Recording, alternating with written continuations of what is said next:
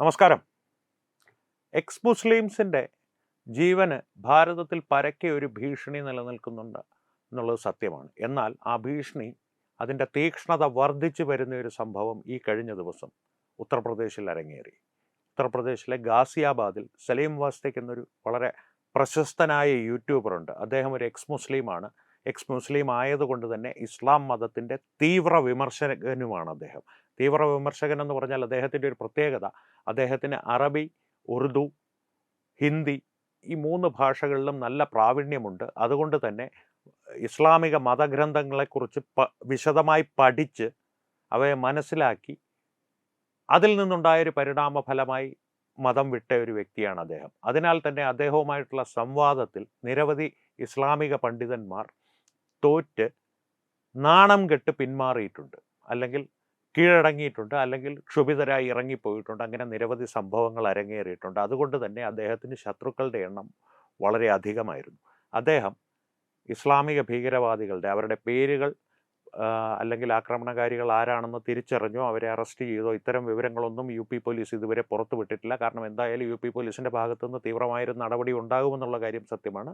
2 പേർ അദ്ദേഹത്തിൻ്റെ ലോണി police station അതിർത്തിയിലുള്ള അശോക് വിഹാറിലെ വസതിയിൽ കടന്നു കയറി ആക്രമിച്ച് കഴുത്ത് വെട്ടുവാനുള്ള ശ്രമത്തിൽ കഴുത്തിനും കുത്തുന്നതിൻ്റെ ഭാഗമായി വയറ്റിലും ഗുരുതരമായ പരിക്കേൽപ്പിച്ച് വധിക്കാൻ തന്നെയായിരുന്നു അവർ വന്നത്. അദ്ദേഹം ഇപ്പോൾ ആശുപത്രിയിൽ തീവ്രപരിചരണ വിഭാഗത്തിൽ ജീവനായി പോരാടുന്ന ഒരു അവസ്ഥയിലാണ്.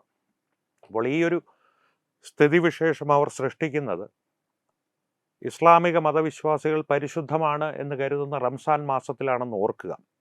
ഈ റംസാൻ മാസത്തിലെ വെള്ളിയാഴ്ചയിലാണ് ഇവരിത് ചെയ്തത് എന്നുള്ളത് അല്ല എന്നുള്ളതാണ് ഒരു വസ്തുത. കാരണം ഡയറക്റ്റ് ആക്ഷൻ ഡേ, ജിന്നയുടെ കാലത്ത് ഹിന്ദു വംശഹത്യ നടപ്പാക്കിയ ഡയറക്റ്റ് ആക്ഷൻ ഡേ എന്ന് പ്രസിദ്ധി ആർജിച്ച സംഭവമാകട്ടെ, മലബാർ കലാപത്തിൻ്റെ പരിണാമഫലമായി മതപരിവർത്തനം ചെയ്ത ഹിന്ദുക്കളെ, മനസ്സ് പരിവർത്തനം ചെയ്യപ്പെടാതെ മതം മാത്രം പരിവർത്തനം ചെയ്യപ്പെട്ട ഭീഷണിക്ക് വഴങ്ങേണ്ടി വന്ന ഹിന്ദുക്കളെ തിരികെ അവരുടെ യഥാർത്ഥ ധർമ്മത്തിലേക്ക്, സനാതന ധർമ്മത്തിലേക്ക് മടക്കി കൊണ്ടുവരുവാൻ ശ്രമിച്ച സ്വാമി ശ്രദ്ധാനന്ദയെ വധിച്ചതാവട്ടെ, ഇതെല്ലാം അരങ്ങേറിയത് റംസാൻ മാസത്തിലെ വെള്ളിയാഴ്ചകളിലാണ്.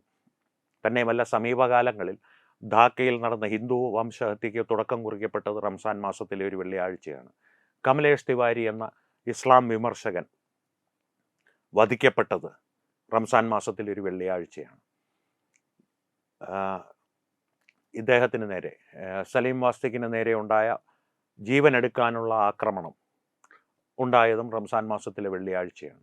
അപ്പോൾ എക്സ് മുസ്ലിങ്ങളുടെ ജീവിതത്തിന്, ജീവനും സ്വത്തിനുമൊക്കെ നേരെ ഒരു വൻ ഭീഷണി ഉയർന്നു വന്നിരുന്നു. അത് ഒരു തീക്ഷ്ണമായ തലത്തിലേക്ക് രൂപാന്തരം പ്രാപിക്കുകയാണ് എന്നുള്ളതിൻ്റെ തെളിവാണ് സലീം വാസ്തകിന് നേരെ ഉണ്ടായ ഈ ആക്രമണം.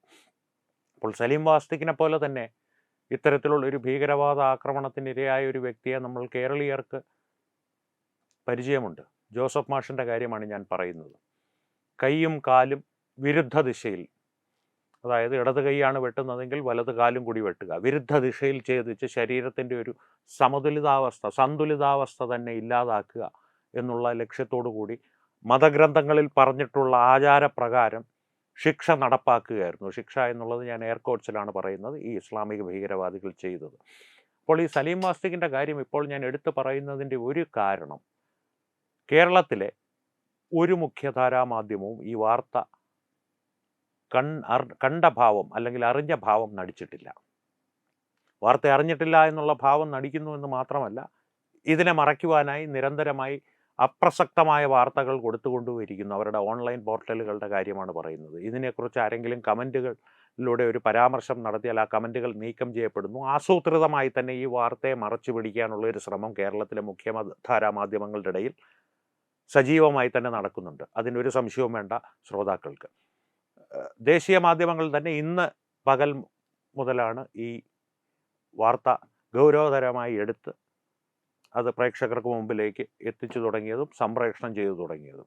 പക്ഷേ ഉത്തർപ്രദേശിലായതുകൊണ്ട് അനന്തര നിയമ നടപടികൾ കർശനമായി തന്നെ മുന്നോട്ട് പോകുമെന്നുള്ള കാര്യത്തിൽ സംശയമൊന്നും വേണ്ട. എന്നിരുന്നാലും കേരളത്തിലെ എക്സ് മുസ്ലിങ്ങളോടാണ്, പ്രത്യേകിച്ച് ആരിഫ് ഹുസൈൻ തിരുവോത്ത്, ഇ എ ജബ്ബാർ തുടങ്ങിയ എക്സ് മുസ്ലിങ്ങളോടാണ് ഒരു മുന്നറിയിപ്പ് എന്നുള്ള നിലയിൽ, സ്നേഹപൂർവ്വമായൊരു മുന്നറിയിപ്പ് എന്നുള്ള നിലയിൽ പറയുകയാണ്.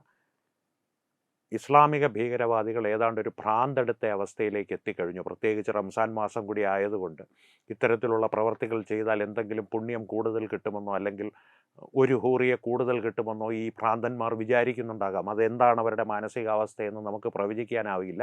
ആകെ പ്രവചിക്കാനാവുന്നത് അവരുടെ ഭ്രാന്ത് അതിൻ്റെ മൂർധന്യത്തിലെത്തുന്ന ഒരു കാലമാണിത് എന്നുള്ളതാണ് കഴിഞ്ഞ കാല അനുഭവങ്ങളും നമ്മുടെ മുമ്പിൽ വയ്ക്കുന്ന തെളിവുകളും നമ്മുടെ മുമ്പിൽ വന്ന വാർത്തകളും ഒക്കെ നമ്മളോട് പറയുന്നത്.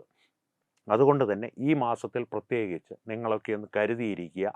ഓരോ ചുവടും ജാഗ്രതയോടെ മുന്നോട്ട് വയ്ക്കുക. കാരണം ഒരു ഭ്രാന്തെടുത്ത അവസ്ഥയിലേക്ക് എത്തിയിരിക്കുന്ന സ്വതവേ തന്നെ ഭ്രാന്തന്മാരായിട്ടുള്ള ഈ ഭീകരവാദികൾ ഈ മാസത്തിൽ എന്തൊക്കെ ചെയ്തു കൂട്ടില്ല എന്നുള്ളത് ഒന്നും പറയുവാൻ സാധിക്കില്ല. എന്തൊക്കെ ചെയ്തു കൂട്ടും, എന്തൊക്കെ ചെയ്തു കൂട്ടില്ല എന്നുള്ളതിനെക്കുറിച്ച് ഒന്നും പ്രവചിക്കാൻ നമുക്ക് സാധിക്കില്ല. കാരണം ഒരു ഭ്രാന്തൻ്റെ പ്രവൃത്തി എങ്ങനെയായിരിക്കുമെന്നുള്ളത് പ്രവചിക്കുവാൻ ആർക്കെങ്കിലും സാധിക്കുമെങ്കിൽ അയാളെ ദൈവമെന്ന് വിളിക്കണം. ഏകദൈവമായ എന്ന് പറഞ്ഞ് വിരൽ പൊക്കി വിളിക്കേണ്ടി വരും.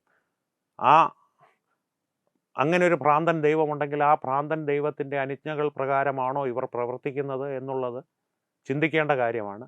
ഈ ഭ്രാന്തന്മാരല്ലാത്തവർ, അവരെ സമൂഹം ഒറ്റപ്പെടുത്തണോ വേണ്ടയോ എന്നുള്ളത് മലയാളി ചിന്തിക്കണം. അതിനു മുൻപ് മലയാളി ചിന്തിക്കേണ്ട മറ്റൊരു കാര്യം, പ്രബുദ്ധത നടിക്കുന്ന നമ്മുടെ ഭരണകർത്താക്കൾ പലപ്പോഴും വടക്കോ അല്ലെങ്കിൽ മഹാരാഷ്ട്രയിലോ ഒക്കെ ഒരു സീറ്റ് തർക്കത്തിൻ്റെ പേരിൽ ഏതെങ്കിലും ജുനൈദോ ഷംസുദ്ദീനോ ഒക്കെ കൊല്ലപ്പെട്ടാൽ അത് ബീഫിൻ്റെ പേരിലാണ് എന്ന് ഏതെങ്കിലും ഒരു വ്യാജ വാർത്താ പോർട്ടൽ അടിച്ചിറക്കിയാൽ, പ്രചരിപ്പിച്ചാൽ ഉടനെ 10 ലക്ഷം രൂപ നമ്മുടെ ഖജനാവിൽ നിന്നെടുത്ത് ഓടിപ്പോയി മഹാരാഷ്ട്രയിലും ഹരിയാനയിലും നേരിട്ട് ചെന്നത് കൊടുത്ത് ഐക്യദാർഢ്യം പ്രഖ്യാപിക്കുന്ന എപ്പോഴും വടക്കും നോക്കി യന്ത്രങ്ങളായിരിക്കുന്ന നമ്മുടെ ഭരണകർത്താക്കളും സാമൂഹ്യ മാധ്യമ പ്രമുഖരും മുഖ്യധാരാ മാധ്യമ പ്രമുഖരും ഇവരൊക്കെ നമ്മുടെ ഇടയിലേക്ക് പ്രചരിപ്പിക്കുന്ന ഗൗരി ലങ്കേഷിൻ്റെ വാർത്തയാകട്ടെ, ഹിന്ദുത്വ ഭീകരവാദികൾ കൊന്ന തെന്നിയും തെറിച്ചും വരുന്ന വാർത്തകളുടെ പ്രചാരണത്തിൻ്റെ ഒരു തീവ്രത ഈ വാർത്തയുടെ ഒരു തമസ്കരണത്തിൻ്റെ തീവ്രതയുമായി ഒന്ന് തുലനം ചെയ്തു നോക്കുക. അതിൻ്റെ ഒരു ഭയാനകത നിങ്ങൾക്ക് മനസ്സിലായിട്ടില്ല എന്നുണ്ടെങ്കിൽ നിങ്ങളും ഈ പറയുന്ന പ്രബുദ്ധരുടെ കൂട്ടത്തിൽ പെട്ടുപോയി എന്ന് സങ്കടത്തോടു കൂടി പറയേണ്ടി വരും. അത് എങ്കിലും തിരിച്ചറിഞ്ഞാൽ ഇതിൽ നിന്നൊരു മാറ്റത്തിന് വേണ്ടിയുള്ള ശ്രമം നമുക്ക് തുടങ്ങാം.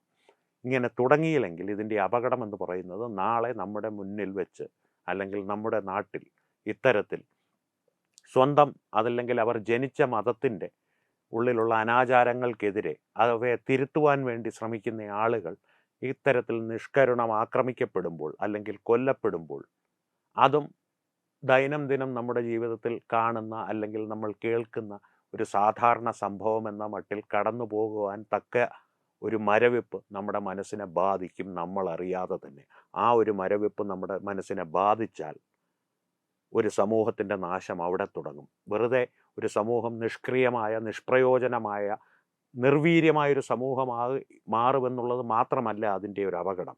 ഇത്തരത്തിൽ നിഷ്പ്രയോജനമായി നിർവികാരമായി കിടക്കുന്ന ഒരു സമൂഹത്തെ അതിന് മേലൊരു ആധിപത്യം സ്ഥാപിക്കുക എന്നുള്ളത് ഇത്തരത്തിലുള്ള സെമറ്റിക് മതങ്ങൾക്ക്, ആ മതത്തിൻ്റെ പ്രചാരകരെന്ന് സ്വയം വിശേഷിപ്പിക്കുന്ന, ആ മതത്തിൻ്റെ സംരക്ഷകരെന്ന് സ്വയം വിശേഷിപ്പിക്കുന്ന ഭീകരവാദികൾക്ക് ആ സമൂഹത്തിന് മേൽ, ഇത്തരത്തിലുള്ള നിർവീര്യമായ, നിർവികാരമായ ഒരു സമൂഹത്തിൻ്റെ മേൽ ആധിപത്യം സ്ഥാപിക്കുക എന്നുള്ളത് വളരെ സരളമായിട്ടുള്ള ഒരു പ്രക്രിയയായിരിക്കും. അത്തരത്തിലുള്ള ഒരു പ്രക്രിയ നടന്നു കഴിഞ്ഞാൽ അതിനോടും നമ്മൾ സമരസപ്പെട്ട് ജീവിക്കുവാൻ ശീലിക്കേണ്ടി വരും. പക്ഷേ ഒരു കാര്യത്തിൽ സമാധാനിക്കാം, ഇത്തരത്തിൽ നിർവികാരമായൊരവസ്ഥയിലേക്ക് നാം അപ്പോൾ തന്നെ എത്തപ്പെട്ടിട്ടുണ്ടാകും. അതുകൊണ്ട് തന്നെ നിർവികാരതയോടുകൂടി അതിനോടും സമരസപ്പെട്ട് നമുക്ക് ജീവിക്കാം ഷണ്ഡന്മാരായി. അത്തരത്തിൽ ഷണ്ഡന്മാരായ ഒരു സമൂഹത്തെ വാർത്തെടുക്കണമോ, അതിന് ഒരു വഴി നാം തുറന്നു നൽകണമോ, അതിനെ എന്തെങ്കിലും തടസ്സപ്പെടുത്തുവാനുള്ള മാർഗം നമ്മുടെ മുൻപിലുണ്ടെങ്കിൽ പോലും ആ മാർഗത്തെ അവഗണിച്ച് ആ മാർഗം സ്വീകരിക്കാതെ നമ്മുടെ താൽക്കാലികമായിട്ടുള്ള സുഖ സൗകര്യങ്ങൾ മാത്രം നോക്കി നാം കടന്നു പോകണമോ എന്ന് തീരുമാനിക്കേണ്ടത് ഞാനും നിങ്ങളും നമ്മൾ ഓരോരുത്തരുമാണ്. നമ്മുടെ കേരളീയ സമൂഹമാണ്. പ്രത്യേകിച്ച് കേരളത്തിൻ്റെ ഒരു പ്രത്യേകത ഈ പ്രബുദ്ധതയായതുകൊണ്ട്, പ്രബുദ്ധത വീണ്ടും ഞാൻ പറയുന്നു, എയർ കോട്സിലാണ് പറയുന്നത്, ഒരു തനി നിർവികാര നിഷ്ക്രിയ ജീവികളായി പോയതുകൊണ്ട് ഇത്തരത്തിലുള്ളൊരു അപകടത്തിന് നേരെ നാം കണ്ണടച്ചാൽ, അത് ഉത്തർപ്രദേശിലല്ലേ നടന്നത് എന്ന രീതിയിൽ കണ്ണടച്ചാൽ, ഒരു സൗകര്യപൂർവ്വം ജോസഫ് മാഷിനെ നാം മറന്നു പോയാൽ ഈ അപകടം മൂക്കിൻ്റെ തുമ്പത്തെത്തിയാലും നാം അറിയില്ല. പക്ഷേ നമ്മളെയൊക്കെ ഇത്തരത്തിലുള്ള ഭീകരവാദ സമൂഹം അല്ലെങ്കിൽ ഇത്തരത്തിലുള്ള ഒരു ഭീകരവാദപരമായിട്ടുള്ള ഒരു ആശയം അടിമപ്പെടുത്തി കഴിയുമ്പോൾ അത് തിരിച്ചറിഞ്ഞിട്ട് പിന്നെ പ്രയോജനവും ഉണ്ടാവുകയില്ല. അത്രമാത്രം പറഞ്ഞുകൊണ്ട് നിർത്തുന്നു.